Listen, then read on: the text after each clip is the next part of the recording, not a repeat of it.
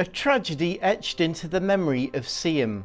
1962, a lifeboat, the George Elmy, headed out to sea on a rescue mission. All save one were lost. The George Elmy lifeboat now rests in Seaham Marina. But back in 2009, how did the lifeboat end up on eBay? November the 17th, 1962, Saturday, never to be forgotten in sea. The lifeboat took three passes on the economy to get everybody off, 5 fishermen. All fishermen off onto the lifeboat, everybody's tickety-pokey, we're going home. So on the way home, as they came up to the South Pier and they were turning to come in to the pier, 2 massive waves caught the boat. We saw the flares dropping. When I got back home, my mum said that something had gone wrong down here. Didn't know at the time when my dad had gone down. And then there was everybody down looking for. At the end of the day, there was only the one lad that was saved. You know. 9 casualties and 1 survivor, Donny Burrow.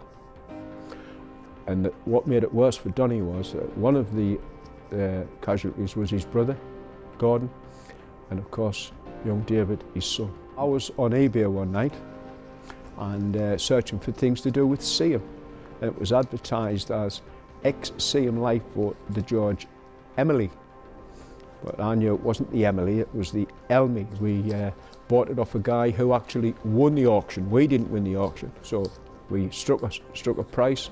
He brought it up, and the rest is history, as they say. But the story of the George Elmy now aims to be told to a much wider audience, thanks to a local filmmaker whose labour of love is a tribute to those who died. When I first read Donny Burrow's witness report, the coroner's report, I was completely inspired by the heroic deeds of the day and blown away by what a tragic event it was as well.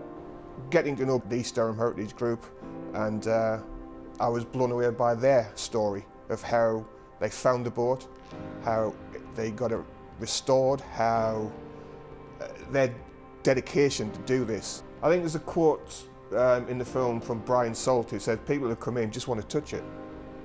They just want to touch it. And that's what he does every morning when he comes in. He just touches the boat. And I can see what he means. And I think it's incredible how an inanimate object like a boat can have such emotion attached to it.